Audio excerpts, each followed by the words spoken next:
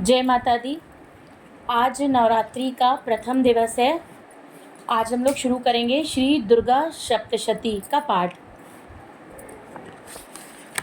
त्वमेव माता च पिता त्वमेव, त्वमेव बन्धु च सखा त्वमेव, त्वमेव विद्या द्रविणं त्वमेव, त्वमेव सर्वं मम देव देव।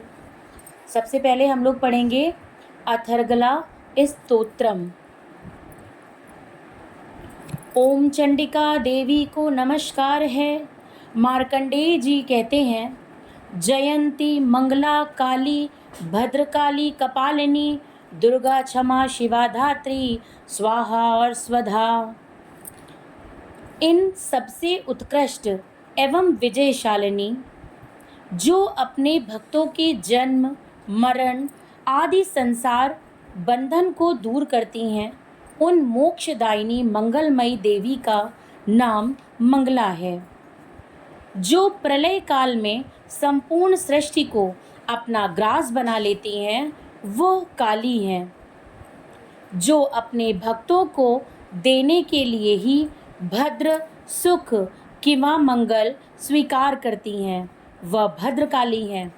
हाथ में कपाल तथा गले में मुंडमाला धारण करने वाली, जो अष्टांग योग कर्म एवं उपासना रूप दुःसाध्य साधन से प्राप्त होती हैं, वे जगदम्बिका दुर्गा कहलाती हैं। संपूर्ण जगत की जननी होने से अत्यंत करुणामय स्वभाव होने के कारण जो भक्तों अथवा दूसरों के भी सारे अपराध क्षमा करती हैं, उनका नाम क्षमा है। सबका शिव अर्थात कल्याण करने वाली जगदम्बा को शिवा कहते हैं। संपूर्ण प्रपंच को धारण करने के कारण भगवती का नाम धात्री है। स्वाहा रूप से यज्ञ भाग ग्रहण करके देवताओं का पोषण करने वाली, स्वधा रूप से श्राद्ध और तर्पण को स्वीकार करने पितरों का पोषण करने वाली नामों से प्रसिद्ध जगदम्बिके, तुम्हें मेरा नमस्कार हो। देवी चामुंडे, तुम्हारी जय हो। संपूर्ण प्राणियों की पीड़ा हरने वाली देवी, तुम्हारी जय हो। सब में व्याप्त रहने वाली देवी, तुम्हारी जय हो। काल रात्रि, तुम्हें नमस्कार हो। मधु और कैटब को मारने वाली तथा ब्रह्मा जी को वरदान देने वाली देवी, तुम्हें नमस्कार है। तुम मुझे रूप आत्म स्वरूप का ज्ञान दो। जय मोह पर विजय दो। यश मोह विजय तथा ज्ञान प्राप्ति रूप यश दो। और काम क्रोध आदि शत्रुओं का नाश करो। महिषासुर का नाश करने वाली तथा भक्तों को सुख देने वाली देवी, तुम्हें नमस्कार है। तुम रूप दो, जय दो, यश दो और काम क्रोध आदि शत्रुओं का नाश करो। रक्त बीज का वध और चंड मुंड का विनाश करने वाली देवी, तुम रूप दो, जय दो, यश दो और काम क्रोध आदि शत्रुओं का नाश करो। शुंभ और निशुंभ तथा धूम्र लोचन का मर्दन करने वाली देवी, तुम रूप दो, जय दो, यश दो और काम क्रोध आदि शत्रुओं का नाश करो। सबके द्वारा वंदित युगल चरणों वाली तथा संपूर्ण सौभाग्य प्रदान करने वाली देवी, तुम रूप दो, जय दो, यश दो और काम क्रोध आदि शत्रुओं का नाश करो। देवी, तुम्हारे रूप और चरित्र अचिंत्य हैं। तुम समस्त शत्रुओं का नाश करने वाली हो। रूप दो, जय दो, यश दो और काम क्रोध आदि शत्रुओं का नाश करो। पापों को दूर करने वाली चंडिके, जो भक्ति पूर्वक तुम्हारे चरणों में सर्वदा मस्तक झुकाते हैं, उन्हें रूप दो, जय दो, यश दो और उनके काम क्रोध आदि शत्रुओं का नाश करो। रोगों का नाश करने वाली चंडिके, जो भक्ति पूर्वक तुम्हारी स्तुति करते हैं, उन्हें रूप दो, जय दो, यश दो और उनके काम क्रोध आदि शत्रुओं का नाश करो। चंडिके, इस संसार में जो भक्ति पूर्वक तुम्हारी पूजा करते हैं, उन्हें रूप दो, जय दो, यश दो और उनके काम क्रोध आदि शत्रुओं का नाश करो। मुझे सौभाग्य और आरोग्य दो, परम सुख दो, रूप दो, जय दो, यश दो और मेरे काम क्रोध आदि शत्रुओं का नाश करो। जो मुझसे द्वेष रखते हैं उनका नाश और मेरे बल की वृद्धि करो। रूप दो, जय दो, यश दो और मेरे काम क्रोध आदि शत्रुओं का नाश करो। देवी, मेरा कल्याण करो, मुझे उत्तम संपत्ति प्रदान करो। रूप दो, जय दो, यश दो और काम क्रोध आदि शत्रुओं का नाश करो। अंबिके, देवता और असुर दोनों ही अपने माथे के मुकुट की मड़ियों को तुम्हारे चरणों पर घिसते रहते हैं। तुम रूप दो, जय दो, यश दो और काम क्रोध आदि शत्रुओं का नाश करो। तुम अपने भक्तजन को विद्वान, यशस्वी और लक्ष्मीवान बनाओ तथा रूप दो, जय दो, यश दो और उसके काम क्रोध आदि शत्रुओं का नाश करो। प्रचंड दैत्यों के तर्पका दलन करने वाली चंडिके, मुझे शरणागत को रूप दो, जय दो, यश दो और मेरे काम क्रोध आदि शत्रुओं का नाश करो। चतुर्मुख ब्रह्मा जी के द्वारा प्रशंसित चार भुजाधारिणी परमेश्वरी, तुम रूप दो, जय दो, यश दो और काम क्रोध आदि शत्रुओं का नाश करो। देवी अंबिके, भगवान विष्णु नित्य निरंतर भक्ति पूर्वक तुम्हारी स्तुति करते रहते हैं। तुम रूप दो, जय दो, यश दो और काम क्रोध आदि शत्रुओं का नाश करो। हिमालय कन्या पार्वती के पति महादेव जी के द्वारा प्रशंसित होने वाली परमेश्वरी, तुम रूप दो, जय दो, यश दो और काम क्रोध आदि शत्रुओं का नाश करो। सचीपति इंद्र के द्वारा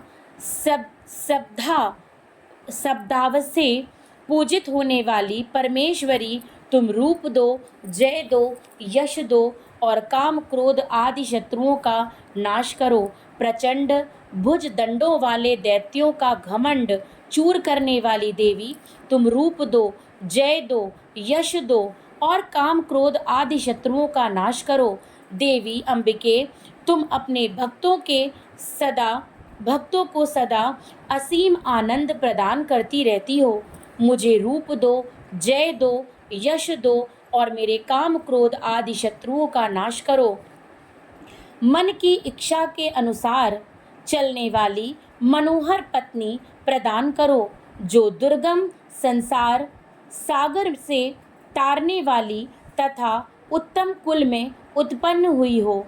जो मनुष्य इस स्तोत्र का पाठ करके सप्तशती रूपी महास्तोत्र का पाठ करता है, वह सप्तशती की जप संख्या से मिलने वाले श्रेष्ठ फल को प्राप्त करता है।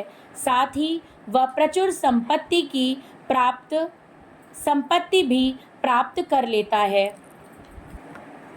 यहीं पे हमारा अथर्गला स्तोत्रम समाप्त होता है। अब हम पढ़ेंगे अथ देव्याः कवचम। ओम चंडिका देवी को नमस्कार है। मार्कंडेय जी ने कहा, पितामह, जो इस संसार में परम गोपनीय तथा मनुष्यों की सब प्रकार से रक्षा करने वाला है और जो अब तक आपने दूसरे किसी के सामने प्रकट नहीं किया हो, ऐसा कोई साधन मुझे बताइए। ब्रह्मा जी बोले, ब्राह्मण, ऐसा साधन तो एक देवी का कवच ही है, जो गोपनीय से भी परम गोपनीय, पवित्र तथा संपूर्ण प्राणियों का उपकार करने वाला है। महामुने, उसे श्रवण करो। देवी की 9 मूर्तियां हैं, जिन्हें नवदुर्गा कहते हैं। उनके पृथक पृथक नाम बतलाए जाते हैं। प्रथम नाम शैलपुत्री है, दूसरी मूर्ति का नाम ब्रह्मचारिणी है, तीसरा स्वरूप चंद्र घंटा के नाम से प्रसिद्ध है। चौथी मूर्ति को कूष्मांडा कहते हैं। पांचवी दुर्गा का नाम स्कंद माता है। देवी के छठे स्वरूप को कात्यायनी कहते हैं। सातवां कालरात्रि और आठवां स्वरूप महागौरी के नाम से प्रसिद्ध है। नवी दुर्गा का नाम सिद्धिदात्री है। ये सब नाम सर्वज्ञ महात्मा वेद भगवान के द्वारा ही प्रतिपादित हुए हैं। जो मनुष्य अग्नि में जल रहा हो, रणभूमि में शत्रुओं से घिर गया हो, विषम संकट में फंस गया हो तथा इस प्रकार भय से आतुर होकर जो भगवती दुर्गा की शरण में प्राप्त हुए हों, उनका कभी कोई अमंगल नहीं होता। युद्ध के समय संकट में पड़ने पर भी उनके ऊपर कोई विपत्ति नहीं दिखाई देती है। उन्हें शोक, दुख और भय की प्राप्ति नहीं होती है। जिन्होंने भक्ति पूर्वक देवी का स्मरण किया है, उनका निश्चय ही अभ्युदय होता है। देवेश्वरी, जो तुम्हारा चिंतन करते हैं, उनकी तुम निसंदेह रक्षा करती हो। चामुंडा देवी प्रेत पर आरूढ़ होती हैं। वाराही भैंसे पर सवारी करती हैं। ऐन्द्री का वाहन ऐरावत हाथी है। वैष्णवी देवी गरुड़ पर ही आसन जमाती हैं। माहेश्वरी वृषभ पर आरूढ़ होती हैं। कौमारी का वाहन मयूर है। भगवान विष्णु की प्रियतमा लक्ष्मी देवी कमल के आसन पर विराजमान हैं और हाथों में कमल धारण किए हुए हैं।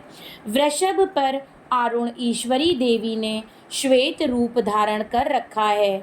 ब्राह्मी देवी हंस पर बैठी हुई हैं और सब प्रकार के आभूषणों से विभूषित हैं।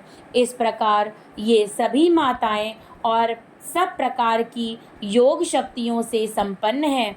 इनके सिवा और भी बहुत सी देवियां हैं जो अनेक प्रकार के आभूषणों की शोभा से युक्त तथा नाना प्रकार के रत्नों से सुशोभित हैं।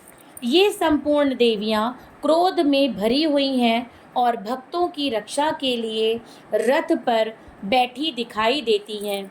ये शंख, चक्र, गदा, शक्ति, हल और मूसल, खेटक और तोमर, परशु तथा पाश, कुंत और त्रिशूल एवं उत्तम शर्गन, धनुष आदि अस्त्र शस्त्र अपने हाथों में धारण करती हैं। दैत्यों के शरीर का नाश करना, भक्तों को अभयदान देना और देवताओं का कल्याण करना, यही उनके शस्त्र धारण का उद्देश्य है।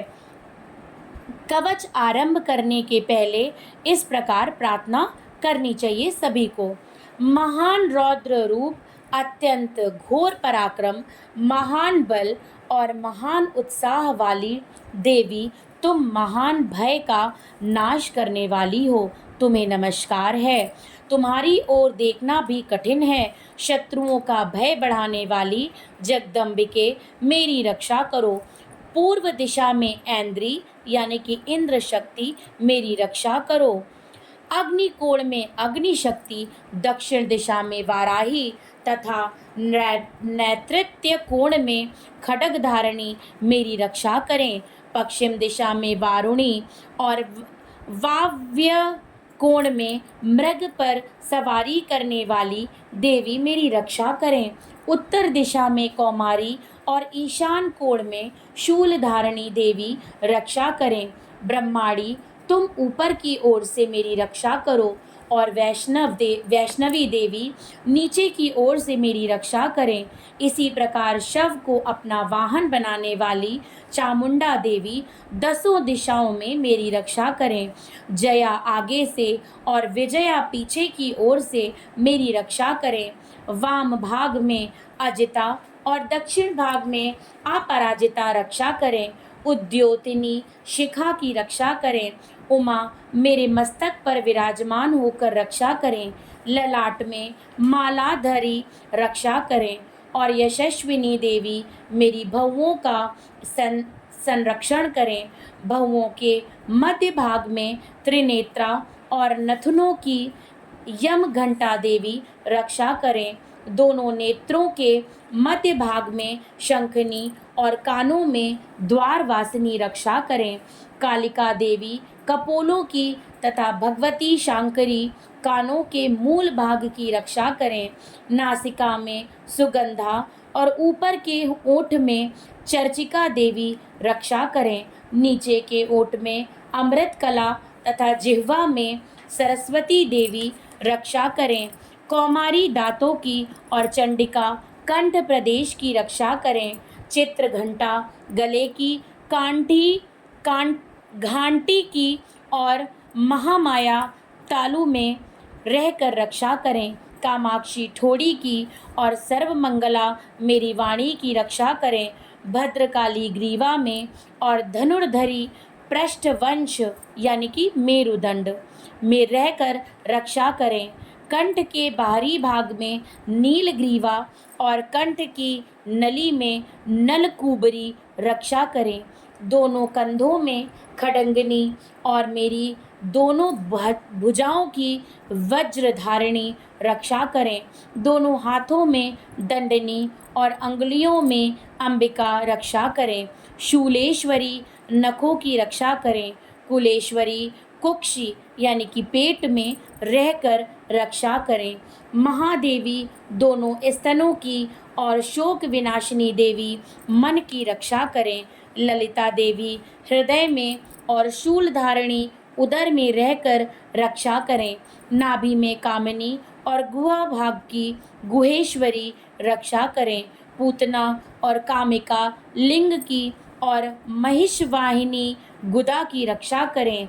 भगवती कटी भाग में और विंध्यवासिनी घुटनों की रक्षा करें। संपूर्ण कामनाओं को देने वाली महाबला देवी दोनों पिंडलियों की रक्षा करें।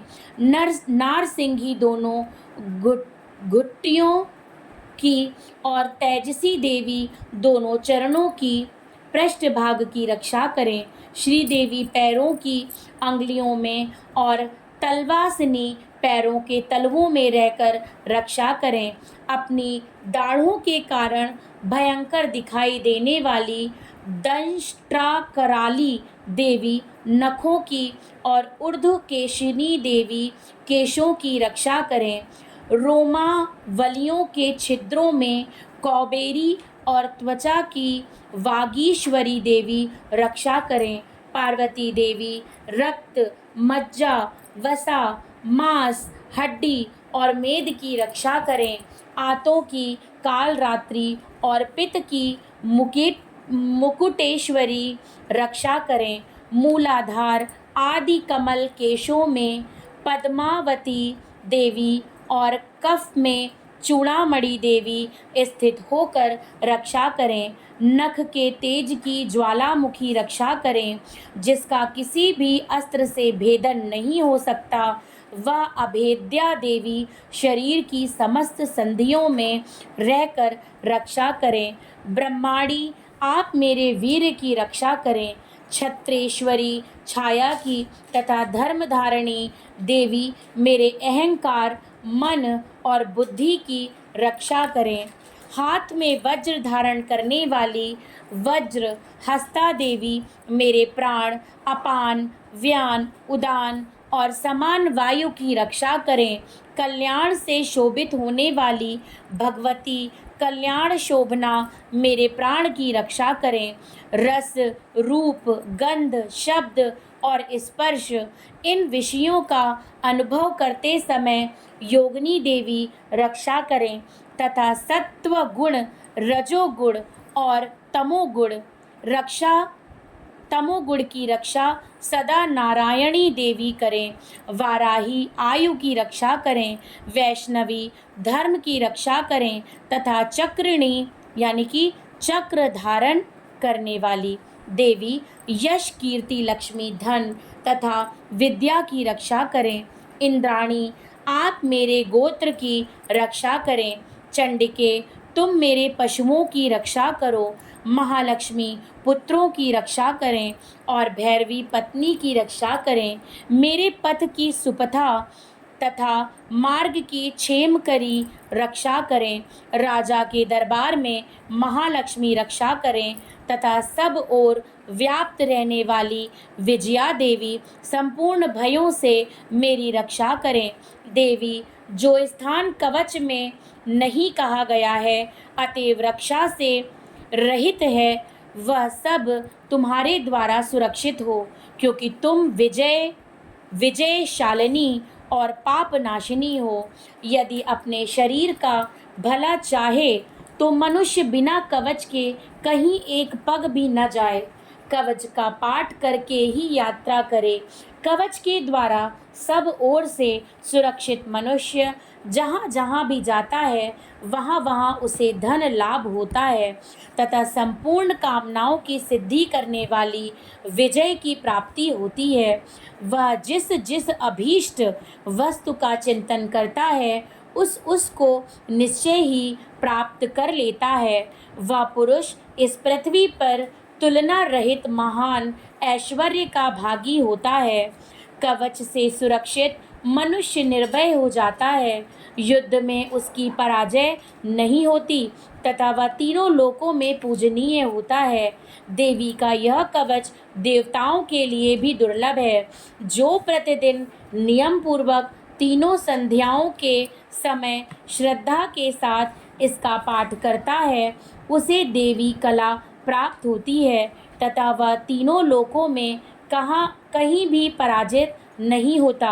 इतना ही नहीं, वह अपमृत्यु यानी कि अकाल मृत्यु अथवा अग्नि, जल, बिजली एवं सर्प आदि से होने वाली मृत्यु को अपमृत्यु कहते हैं। रहित हो 100 से भी अधिक वर्षों तक जीवित रहता है। मकरी, चेचक और कोढ़ आदि उसकी संपूर्ण व्याधियाँ नष्ट हो जाती हैं।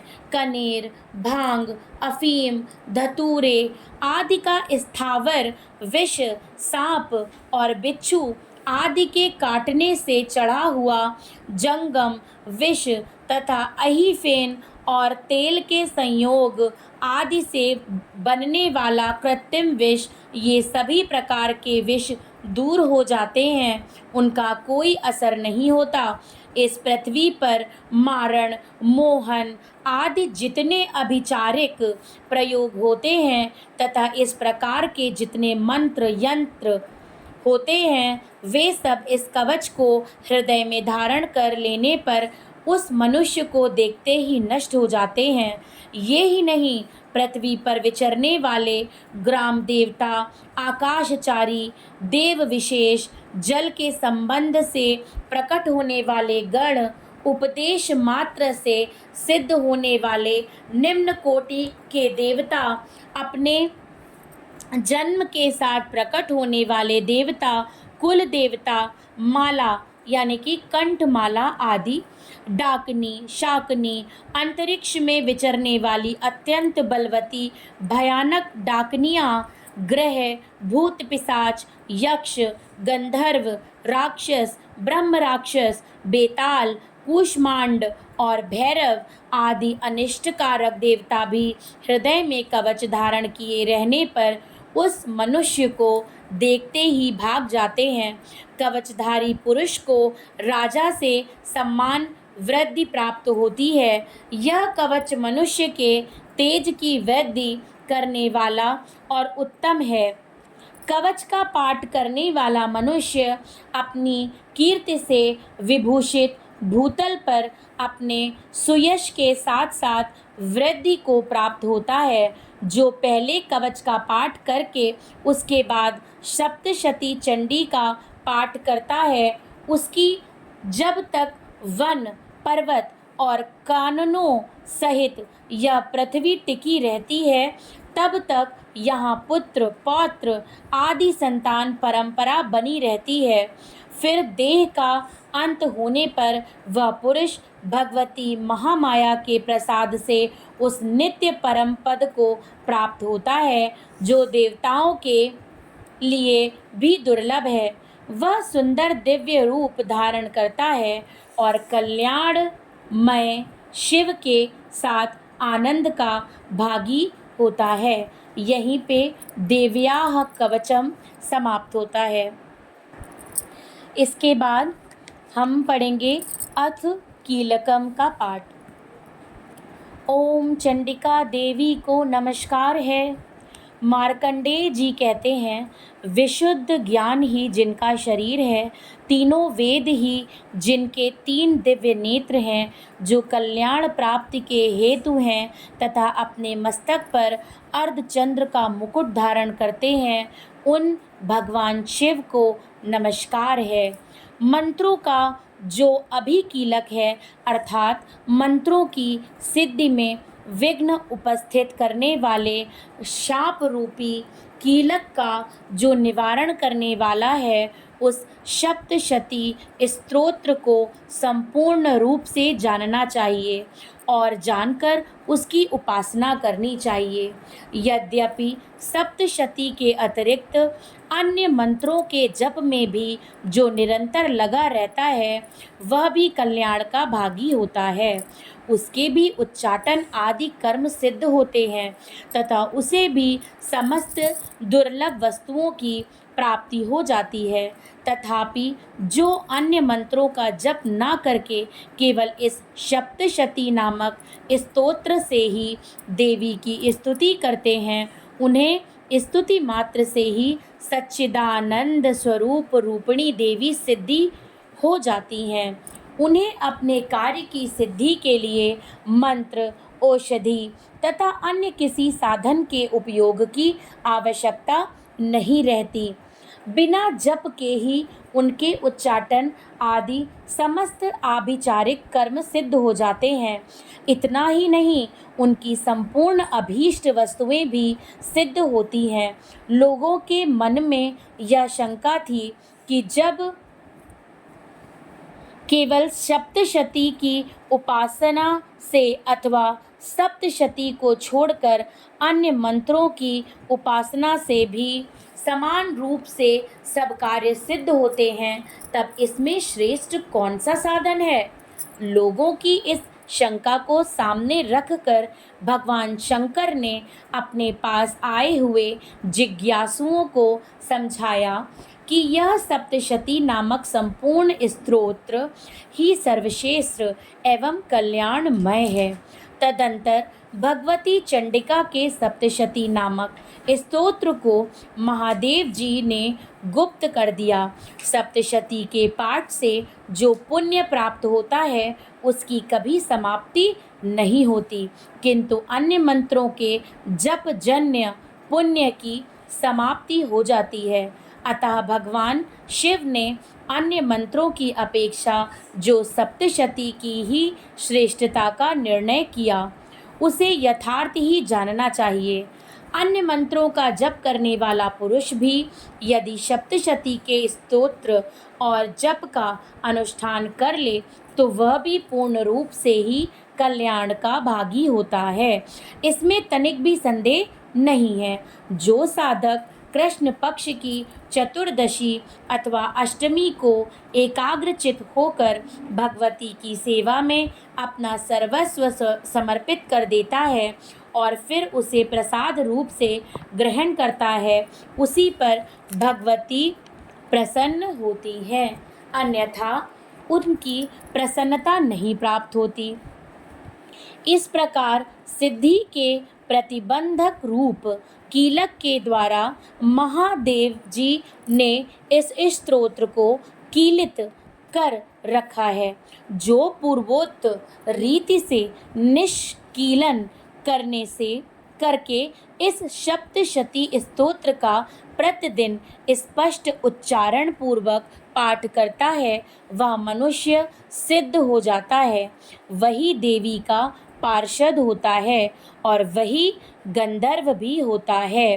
सर्वत्र विचरते रहने पर भी इस संसार में उसे कहीं भी भय नहीं होता। वह अप मृत्यु के वश में नहीं पड़ता तथा देह त्यागने के अनंतर मोक्ष प्राप्त कर लेता है। अतः कीलन को जानकर उसका परिहार करके ही सप्तशती का पाठ आरंभ करें। जो ऐसा नहीं करता उसका नाश हो जाता है। इसलिए कीलक और निष्कीलन का ज्ञान प्राप्त करने पर ही यह स्तोत्र निर्दोष होता है और विद्वान पुरुष इस निर्दोष स्तोत्र का ही पाठ आरंभ करते हैं। स्त्रियों में जो कुछ भी सौभाग्य आदि दृष्टिगोचर होता है वह सब देवी के प्रसाद का ही फल है। अतः इस कल्याण में स्तोत्र का सदा जप करना चाहिए। इस स्तोत्र का मंद स्वर से पाठ करने पर स्वल्प फल की प्राप्ति होती है और उच्च स्वर से पाठ करने पर पूर्ण फल की सिद्धि होती है। अतः उच्च स्वर से ही इसका पाठ आरंभ करना चाहिए।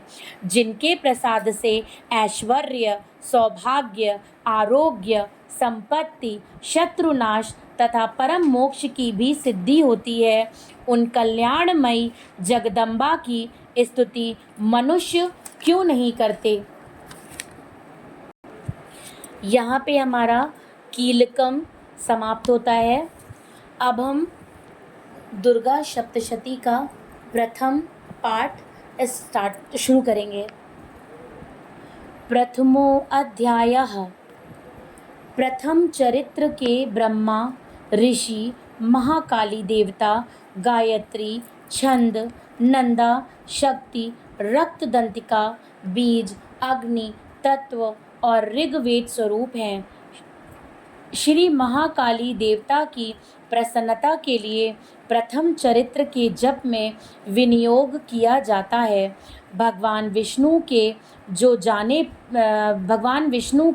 सो जाने पर मधु और कैटभ को मारने के लिए कमल जन्मा ब्रह्मा जी ने जिनका स्तवन किया था, वह महाकाली देवी का मैं सेवन करती हूँ। वे अपने 10 हाथों में खड्ग, चक्र, गदा, बाण, धनुष, परिध, शूल, भुशुंडी, मस्तक और शंख धारण करती हैं। उनके 3 नेत्र हैं। वे समस्त अंगों में दिव्य आभूषणों से विभूषित हैं। उनके शरीर की कांति नील मणि के समान है तथा वे 10 मुख और 10 पैरों से युक्त हैं। मार्कंडेय जी बोले, सूर्य के पुत्र सावर्णी जो 8वें मनु कहे जाते हैं, उनकी उत्पत्ति की कथा विस्तार पूर्वक कहता हूँ, सुनो। सूर्य कुमार महाभाग सावर्णी भगवती महामाया के अनुग्रह से जिस प्रकार मनवंतर के स्वामी हुए, वही प्रसंग सुनाता हूँ। पूर्व काल की बात है। स्वरोचिस मनवंतर में सुरथ नाम के एक राजा थे जो चैत्र वंश में उत्पन्न हुए थे। उनका समस्त भूमंडल पर अधिकार था, जो वे प्रजा का अपने औरस पुत्रों की भांति धर्म पूर्वक पालन करते थे।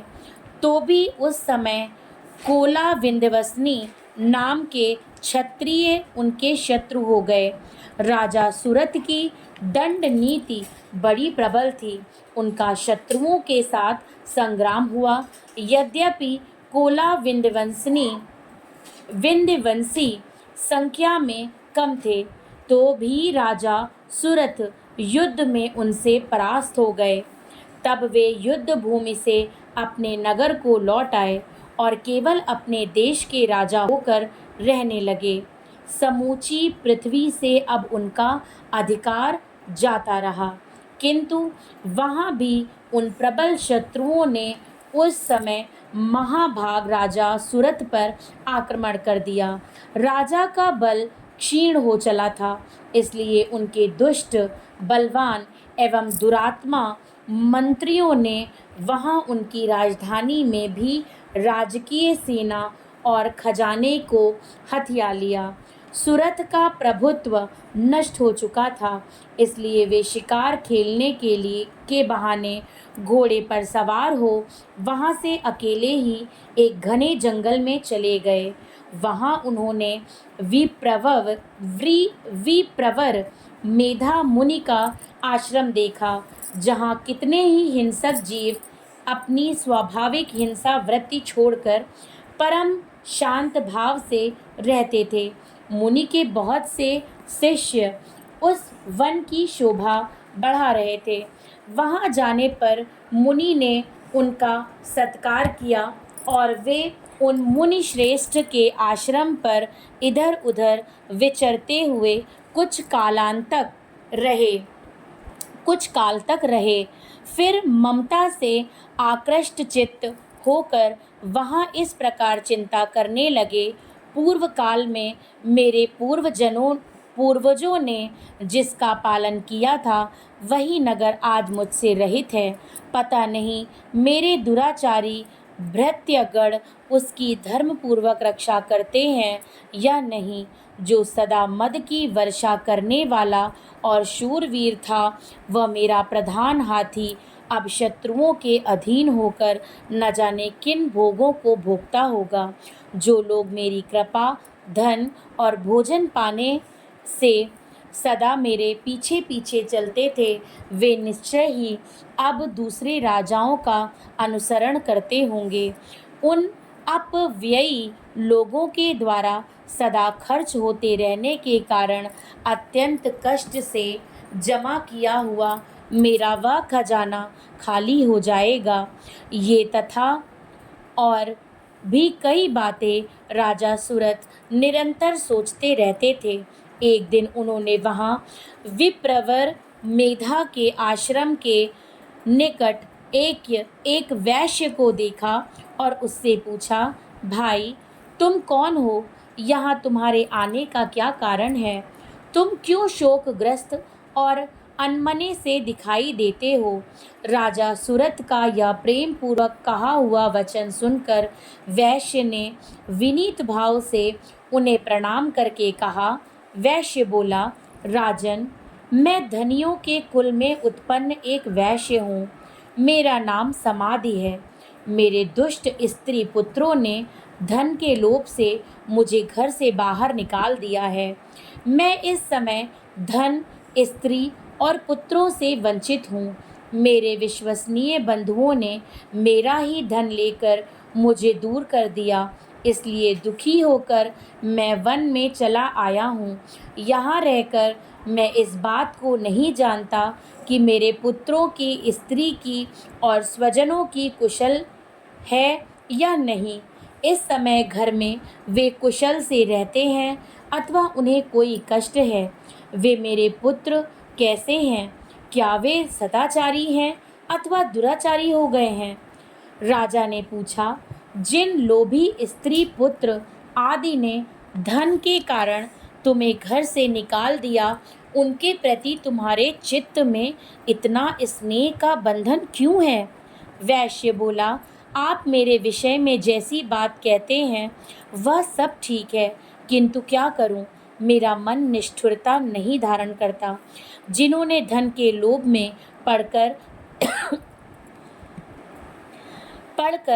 पिता के प्रति स्नेह, पति के प्रति प्रेम तथा आत्मीय जन के प्रति अनुराग को तिलांजलि दे मुझे घर से निकाल दिया है, उन्हीं के प्रति मेरे हृदय में इतना स्नेह है। महामते, गुणहीन बंधुओं के प्रति भी जो मेरा चित्त इस प्रकार प्रेम मग्न हो रहा है, ये क्या है? इस बात को मैं जानकर भी नहीं जान पाता। उनके लिए मैं लंबी सांसें ले रहा हूँ और मेरा हृदय अत्यंत दुखित हो रहा है।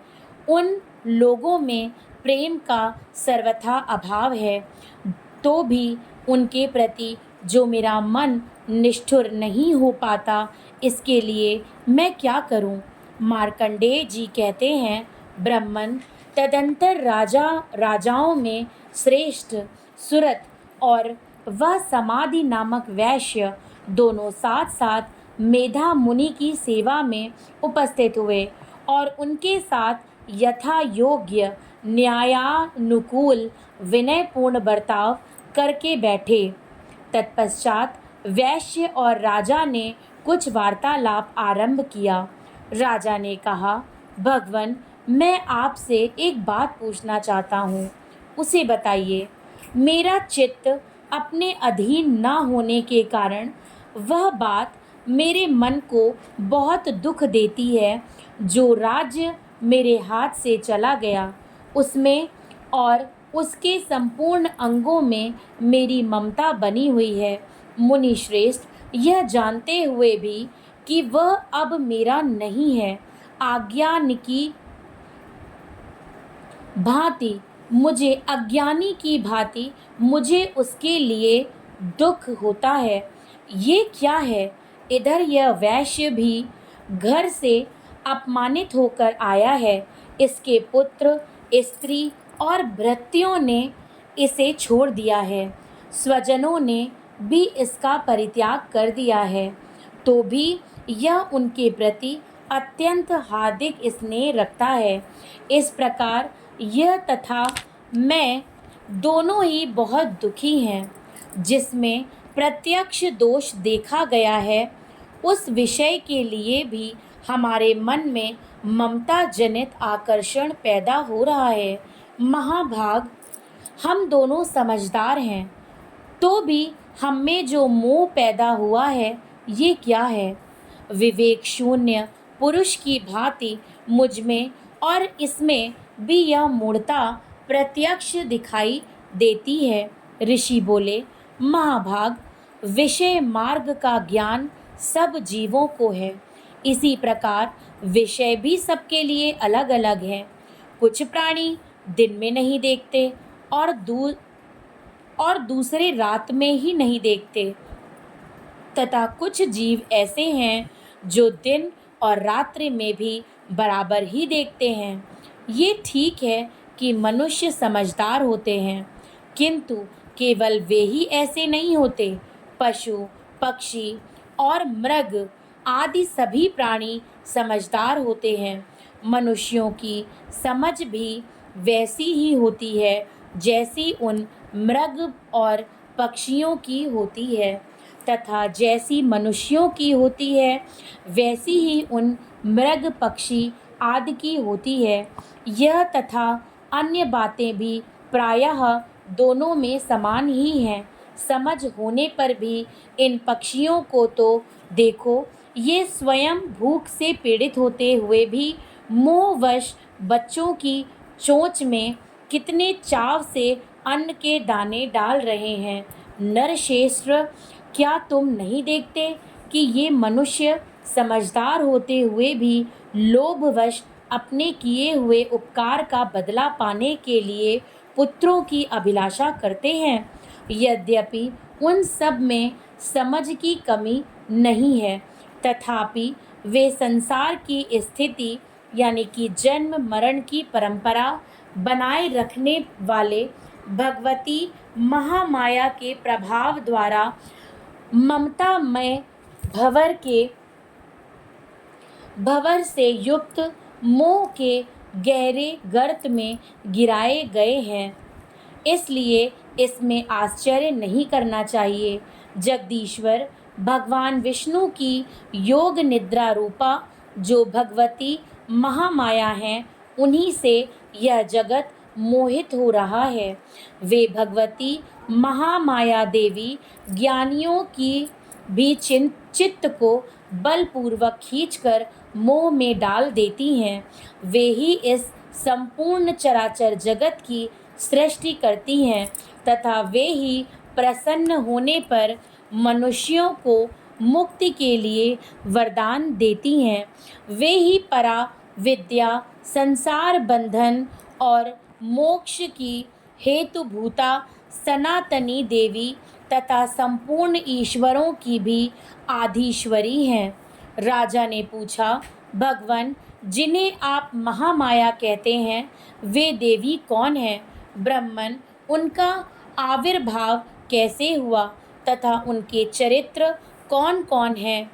ब्रह्मवेत्ताओं में श्रेष्ठ महर्षि उन देवी का जैसा प्रभाव हो, जैसा स्वरूप हो और जिस प्रकार प्रादुर्भाव हुआ हो, वह सब मैं आपके मुख से सुनना चाहता हूँ। ऋषि बोले, राजन, वास्तव में तो वे देवी नित्य स्वरूपा ही हैं। संपूर्ण जगत उन्हीं का रूप है तथा उन्होंने समस्त विश्व को व्याप्त कर रखा है। तथापि उनका प्राकट्य अनेक प्रकार से होता है। वह मुझसे सुनो। यद्यपि वे नित्य और अजन्मा हैं, तथापि जब देवताओं का कार्य सिद्ध करने के लिए प्रकट होती हैं, उस समय लोक में उत्पन्न हुई कहलाती हैं। कल्प के अंत में जब संपूर्ण जगत एकार्णव में निमग्न हो रहा था और सबके प्रभु भगवान विष्णु शेष नाग की सैया बिछाकर योग निद्रा का आश्रय ले सो रहे थे, उस समय उनके कानों के मैल से जो दो भयंकर असुर उत्पन्न हुए, जो मधु और कैटभ के नाम से विख्यात थे। वे दोनों ब्रह्मा जी का वध करने को तैयार हो गए। भगवान विष्णु के नाभि कमल में विराजमान प्रजापति ब्रह्मा जी ने जब उन दोनों भयानक असुरों को अपने पास आया और भगवान को सोया देखा, तब एकाग्र चित्त होकर उन्होंने भगवान विष्णु को जगाने के लिए उनके नेत्रों में निवास करने वाली योग निद्रा का स्तवन आरंभ किया, जो इस विश्व की अधीश्वरी, जगत को धारण करने वाली, संसार का पालन और संहार करने वाली तथा तेजः स्वरूप भगवान विष्णु की अनुपम शक्ति हैं। उन्हीं भगवती निद्रा देवी की भगवान ब्रह्मा स्तुति करने लगे। ब्रह्मा जी ने कहा, देवी, तुम ही स्वाहा, तुम ही स्वधा और तुम ही वष्टकार हो। स्वर भी तुम्हारे ही स्वरूप हैं। तुम ही जीवनदायिनी सुधा हो। नित्य अक्षर प्रणव में आकार, उकार, मकार, इन तीन मात्राओं के रूप में तुम ही स्थित हो तथा इन तीन मात्राओं के अतिरिक्त जो बिंदु रूपा नित्य अर्धमात्रा हैं, जिसका विशेष रूप से उच्चारण नहीं किया जा सकता, वह भी तुम ही हो। देवी, तुम ही संध्या, सावित्री तथा परम जननी हो। देवी, तुम ही इस विश्व ब्रह्मांड को धारण करती हो। तुमसे ही इस जगत की सृष्टि होती है। तुम ही से इसका पालन होता है और सदा तुम ही कल्प के अंत में सबको अपना ग्रास बना लेती हो। जगन्मयी देवी, इस जगत की उत्पत्ति के समय तुम सृष्टि रूपा हो, पालन काल में स्थिति रूपा हो तथा कल्पांत के समय संहार रूप धारण करने वाली हो। तुम ही महाविद्या, महामाया, महामेधा, महास्मृति, महामोह रूपा महादेवी और महासुरी हो। तुम ही तीनों गुणों को उत्पन्न करने वाली सबकी प्रकृति हो। भयंकर काल रात्रि, महारात्रि और मोह रात्रि भी तुम ही हो। तुम ही श्री, तुम ही ईश्वरी, तुम ही ह्रीम और तुम ही बोध स्वरूपा बुद्धि हो। लज्जा, पुष्टि, तुष्टि, शांति और क्षमा भी तुम ही हो। तुम खड्ग धारणी, शूल धारणी, घोर रूपा तथा गदा, चक्र, शंख और धनुष धारण करने वाली हो। बाण, भशुंडी और परिध, ये भी तुम्हारे अस्त्र हैं। तुम सौम्य और सौम्यतर हो। इतना ही नहीं, जितने भी सौम्य एवं सुंदर पदार्थ हैं, उन सब की अपेक्षा तुम अत्यधिक सुंदरी हो। पर और अपर, सबसे परे रहने वाली परमेश्वरी तुम ही हो। सर्वस्वरूपे देवी, कहीं भी सत असत रूप जो कुछ वस्तुएं हैं और उन सब की जो शक्ति है वह तुम ही हो।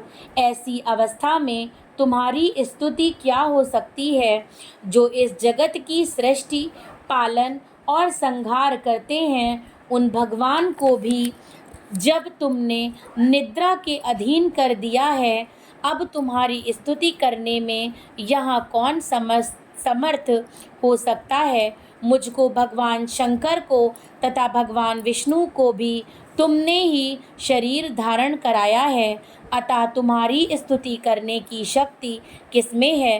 देवी, तुम तो अपने इन उदार प्रभावों से ही प्रशंसित हो। ये जो दोनों दुर्दर्श असुर मधु और कैटभ हैं, इनको मोह में डाल दो और जगदीश्वर भगवान विष्णु को शीघ्र ही जगा दो। साथ ही इनके भीतर इन दोनों महान असुरों को मार डालने की बुद्धि उत्पन्न कर दो। ऋषि कहते हैं, राजन, जब ब्रह्मा जी ने वहाँ मधु और कैटभ को मारने के उद्देश्य से भगवान विष्णु को जगाने के लिए तमोगुण की अधिष्ठात्री देवी योग निद्रा की इस प्रकार स्तुति की, तब वे भगवान के नेत्र, मुख, नासिका, बाहु, हृदय और वक्षः स्थल से निकलकर अव्यक्त जन्मा ब्रह्मा जी की दृष्टि के समक्ष खड़ी हो गईं। योग निद्रा से मुक्त होने पर जगत के स्वामी भगवान जनार्दन उस एकार्णव के जल में शेषनाग की सैया से जाग उठे। फिर उन्होंने उन दोनों असुरों को देखा। वे दुरात्मा मधु और कैटभ अत्यंत बलवान तथा पराक्रमी थे और क्रोध से लाल आंखें किए ब्रह्मा जी को खा जाने के लिए उद्योग कर रहे थे। तब भगवान श्री हरि ने उठकर उन दोनों के साथ 5000 वर्षों तक केवल बाहु युद्ध किया। वे दोनों भी अत्यंत बल के कारण उन्मत्त हो रहे थे। इधर महामाया ने भी उन्हें मोह में डाल रखा था। इसलिए वे भगवान विष्णु से कहने लगे, हम तुम्हारी वीरता से संतुष्ट हैं, तुम हम लोगों से कोई वर मांगो। श्री भगवान बोले, यदि तुम दोनों मुझ पर प्रसन्न हो तो अब मेरे हाथ से मारे जाओ। बस इतना सा ही मैंने वर मांगा है, यहाँ दूसरे किसी वर से क्या लेना है। ऋषि कहते हैं, इस प्रकार धोखे में आ जाने पर जब उन्होंने संपूर्ण जगत में जल ही जल देखा, तब कमल नयन भगवान से कहा, जहाँ पृथ्वी जल में डूबी हुई ना हो, जहाँ सूखा स्थान हो, वहीं हमारा वध करो। ऋषि कहते हैं, तब तथास्तु कहकर शंख, चक्र और गदा धारण करने वाले भगवान ने उन दोनों के मस्तक अपनी जंघा पर रख कर चक्र से काट डाले। इस प्रकार ये देवी महामाया ब्रह्मा जी की स्तुति करने पर स्वयं प्रकट हुई थी। अब पुनः तुमसे उनके प्रभाव का वर्णन करता हूँ, सुनो। इस प्रकार श्री मार्कंडेय पुराण में सार्वणिक मनवंतर की कथा के अंतर्गत देवी महात्म्य में मधु कैटभ वध नामक पहला अध्याय पूरा हुआ। जय माता दी। पहला अध्याय समाप्त होने के बाद हम लोग सिद्ध कुंजिका स्तोत्रम का पाठ करेंगे। शिव जी बोले, देवी सुनो, मैं उत्तम कुंजिका स्तोत्र का उपदेश करूँगा। जिस मंत्र के प्रभाव से देवी का जप या पाठ सफल होता है, कवच, अर्गला, कीलक, रहस्य सूक्त, ध्यान, न्यास, यहाँ तक कि अर्चन भी आवश्यक नहीं है। केवल कुंजिका के पाठ से दुर्गा पाठ का फल प्राप्त हो जाता है। अत्यंत गुप्त और देवों के लिए भी दुर्लभ है। हे पार्वती, इसे स्वयोनिकी भांति प्रयत्नपूर्वक गुप्त रखना चाहिए। यह उत्तम कुंजिका स्तोत्र केवल पाठ के द्वारा मारण, मोहन, वशीकरण, स्तंभन और उच्चाटन आदि यानी कि आभिचारिक उद्देश्यों को सिद्ध करता है। मंत्र: ओम ऐं ह्रीं क्लीं चामुंडाय विच्चे। ओम ग्लौं हूं क्लीं जूं सः ज्वालय ज्वालय ज्वल ज्वल प्रज्वल प्रज्वल। ऐं ह्रीं क्लीं चामुंडाय विच्चे ज्वल हम सम लं छम फट स्वाहा। हे रुद्र स्वरूपिणी, तुम्हें नमस्कार है। हे मधु दैत्य को मारने वाली, तुम्हें नमस्कार है। कैटभ विनाशिनी को नमस्कार है। महिषासुर को मारने वाली देवी, तुम्हें नमस्कार है। शुंभ का हनन करने वाली और निशुंभ को मारने वाली, तुम्हें नमस्कार है। हे महादेवी, मेरे जप को जागृत और सिद्ध करो। ऐंकार के रूप में सृष्टि स्वरूपिणी, ह्रीं के रूप में सृष्टि पालन करने वाली, क्लीं के रूप में कामारूपिणी तथा निखिल ब्रह्मांड की बीज रूपिणी देवी, तुम्हें नमस्कार है। चामुंडा के रूप में चंड विनाशिनी और यकार के रूप में तुम वर देने वाली हो। विच्चे रूप में तुम नित्य ही अभय देती हो। इस प्रकार ऐं ह्रीं क्लीं चामुंडाय विच्चे, तुम इस मंत्र का स्वरूप हो। धाम धीम धूम के रूप में धूर्जटी शिव की तुम पत्नी हो। वाम वीम वूम के रूप में तुम वाणी की अधीश्वरी हो। क्राम क्रीम क्रूम के रूप में कालिका देवी, शाम शीम शूम के रूप में मेरा कल्याण करो। हुम हुम हुंकार स्वरूपिणी, जम जम जम जंभ नादिनी, भ्राम भ्रीम भ्रूम के रूप में हे कल्याणकारिणी भैरवी भवानी, तुम्हें बार बार प्रणाम। अंक कंक चम टम टम पम यम शम वीम दुम ऐं वीम हम छम धिजाग्रम धिजाग्रम, इन सब को तोड़ो और दीप्त करो। करो स्वाहा। पाप पापम पीपम पूम के रूप में तुम पार्वती पूर्णा हो। खाम खीम खूम के रूप में तुम खेचरी यानी कि आकाशचारिणी अथवा खेचरी मुद्रा हो। साम सीम सूम स्वरूपिणी सप्तशती देवी के मंत्र को मेरे लिए सिद्ध करो। यह कुंजी का स्तोत्र मंत्र को जगाने के लिए है, इसे भक्तिहीन पुरुष को नहीं देना चाहिए। हे पार्वती, इसे गुप्त रखो। हे देवी, जो बिना कुंजिका के सप्तशती का पाठ करता है, उसे उसी प्रकार सिद्धि नहीं मिलती जिस प्रकार वन में रोना निरर्थक होता है। इस प्रकार श्री रुद्रयामल के गौरी तंत्र में शिव पार्वती संवाद में सिद्ध कुंजिका स्तोत्र संपूर्ण हुआ। इसके बाद हम क्षमा प्रार्थना पढ़ेंगे। क्षमा प्रार्थना के बाद हम यहीं पे विराम लेंगे। कल अध्याय दूसरा पढ़ेंगे। क्षमा प्रार्थना। परमेश्वरी, मेरे द्वारा रात दिन सहस्त्रों अपराध होते रहते हैं। यह मेरा दास है, यूँ समझकर मेरे उन अपराधों को तुम कृपापूर्वक क्षमा करो। परमेश्वरी, मैं आवाहन नहीं जानता, विसर्जन करना नहीं जानता, तथा पूजा करने का ढंग भी नहीं जानता, क्षमा करो।